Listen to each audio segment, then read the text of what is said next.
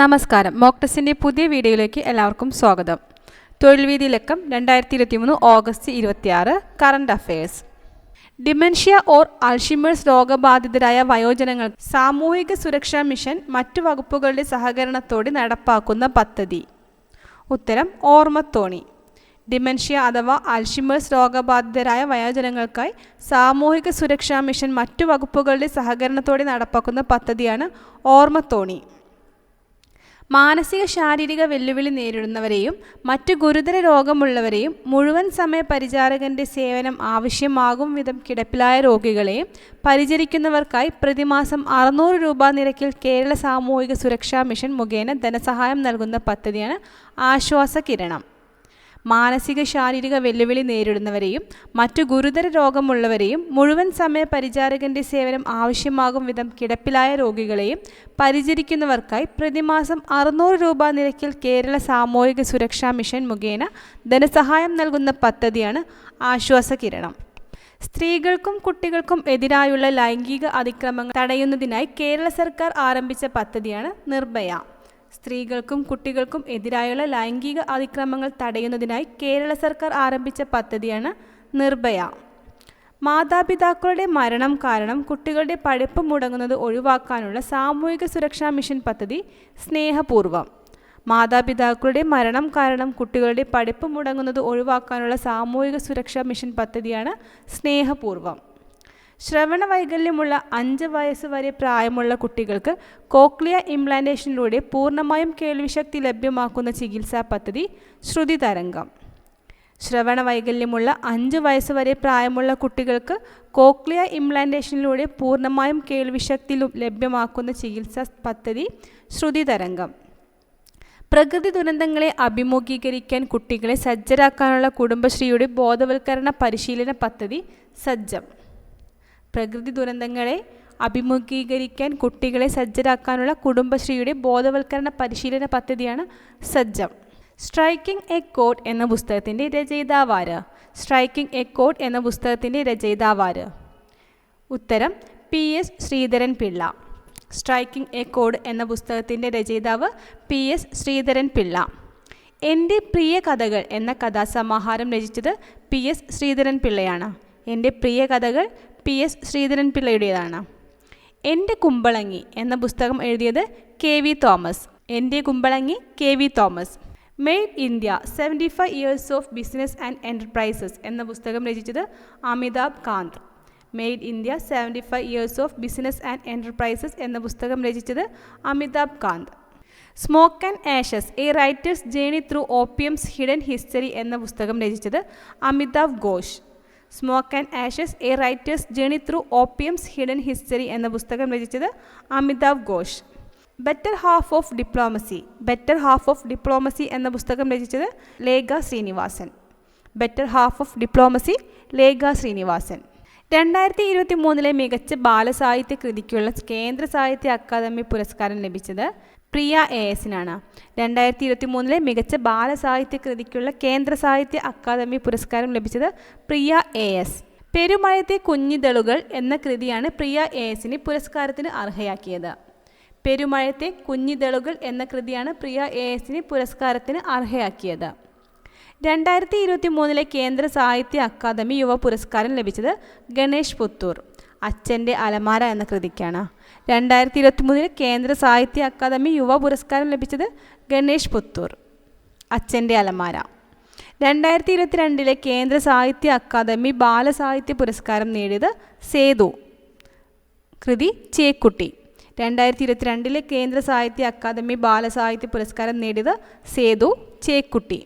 2022 കേന്ദ്ര സാഹിത്യ അക്കാദമി യുവ സാഹിത്യ പുരസ്കാരം നേടിയത് അനഘ ജെ കോലോത്ത്. മെഴുകുതിരിക്ക് സ്വന്തം തീപ്പെട്ടി എന്ന കൃതിക്ക്. 2022 കേന്ദ്ര സാഹിത്യ അക്കാദമി യുവ സാഹിത്യ പുരസ്കാരം നേടിയത് അനഘ ജെ കോലോത്ത്. മെഴുകുതിരിക്ക് സ്വന്തം തീപ്പെട്ടി.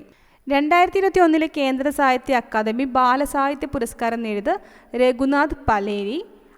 അവർ മൂവരും ഒരു മഴവില്ലും എന്ന കൃതിക്കാണ്. 2021 കേന്ദ്ര സാഹിത്യ അക്കാദമി ബാലസാഹിത്യ പുരസ്കാരം നേടിയത് രഘുനാഥ് പലേരി. അവർ മൂവരും ഒരു മഴവില്ലും. വിചിത്രമായ പ്രതിഭാസം മൂലം ഇടിഞ്ഞു താഴ്ന്ന് വിള്ളൽ വീണ് അപകടാവസ്ഥയിലായ ജോഷിമഠ് നഗരം സ്ഥിതി ചെയ്യുന്നത് ഉത്തരം ഉത്തരാഖണ്ഡ്. വിചിത്രമായ പ്രതിഭാസം മൂലം ഇടിഞ്ഞു താഴ്ന്നു വിള്ളൽ വീണ് അപകടാവസ്ഥയിലായ ജോഷിമഠ് നഗരം സ്ഥിതി ചെയ്യുന്നത് ഉത്തരാഖണ്ഡിലാണ്.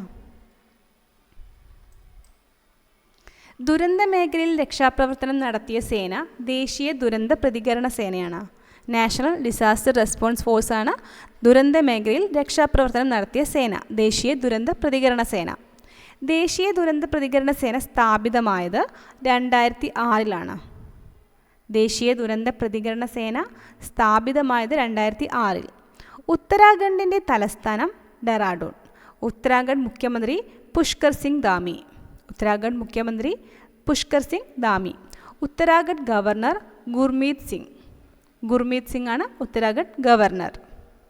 ഏത് മൃഗത്തിൻ്റെ സംരക്ഷണത്തിനായാണ് ലോകബാങ്ക് ലോകത്തെ ആദ്യത്തെ വന്യജീവി ബോണ്ട് പുറത്തിറക്കിയത്? ഉത്തരം കണ്ടാമൃഗം.